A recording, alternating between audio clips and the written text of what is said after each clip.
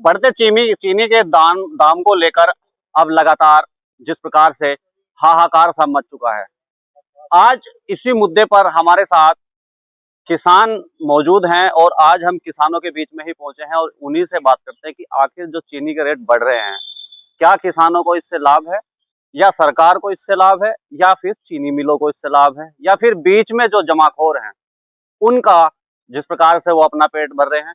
कहीं ना कहीं तो कुछ बात है, बात कर लेते हैं। भाई साहब, क्या नाम है आपका? और मेरा नाम करणवीर। अच्छा, जिस प्रकार से रेट बढ़ रहे हैं चीनी के, क्या उसको उससे बेनिफिट है आपको? नहीं है। देखो, बेनिफिट जब हमें होगा तब चीनी जो इसी रेट पर थमी रहे, चीनी इसी रेट पे थमी रहे, हमारा गन्ने का भाव भी बढ़े। देखो, गन्ने में हम जितनी मेहनत करते हैं, हम सरकार के सहयोग में भी हैं। जैसे खाद पानी कम के लिए बोल रही है सरकार, खाद पानी कम लगाओ, यूरिया कम लगाओ। यूरिया किसान कम लगा रहा है, अपनी मेहनत कर रहा है, फसल बढ़ा रहा है, फसल के दाम नहीं मिल पाते। तो चीनी भी जो है, किसान को कोई नुकसान नहीं है चीनी से, जो चीनी महंगी हो जाए।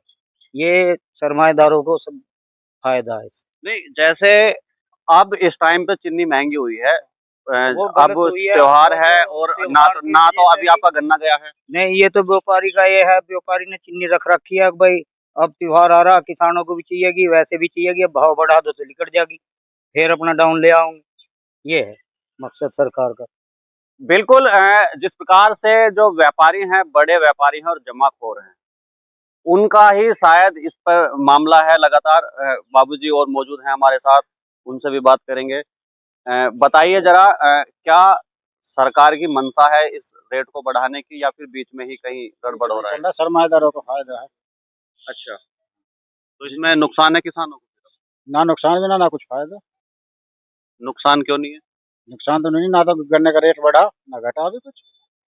1,000 रुपए किलो चीनी, 2,500 रुपए किलो गन्ना होना चाहिए किसानों हाँ, तो फायदा जब भी को, होगा। जब ही फायदा होगा।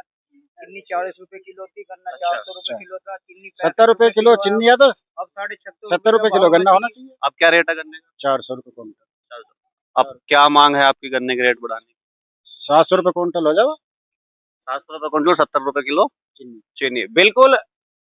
हालांकि किसान सही कह रहे हैं कि लगातार जब ये लोग इतनी मेहनत करते हैं और जो जितने भी उपकरण हैं अब वो भी काफी महंगे आते हैं, और यूरिया की बात करें, डाई की बात करें, और ऊपर से दवाइयाँ जो होती हैं वो भी काफी महंगी हो रही हैं।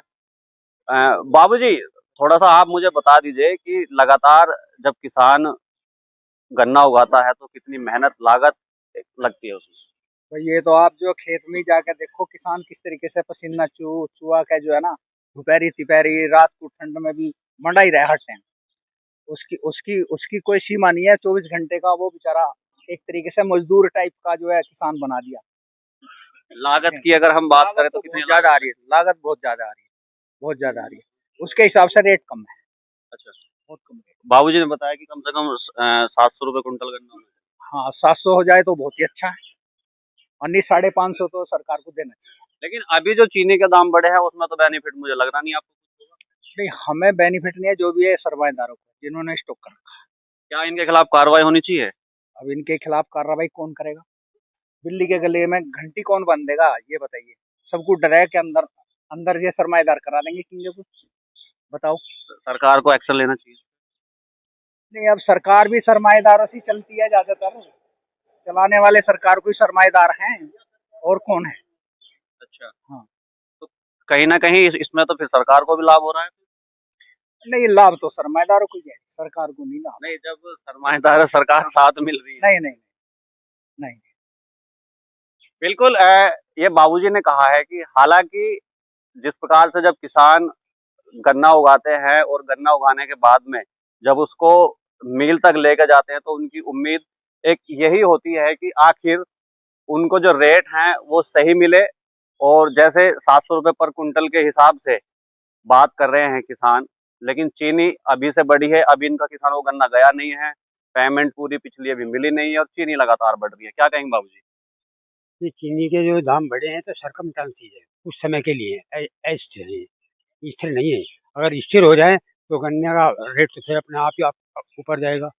लेकिन जैसा एथेनॉल बन रहा है, ये जो बन रहा है तो उससे भी कुछ इसमें कमी आई है चीनी में।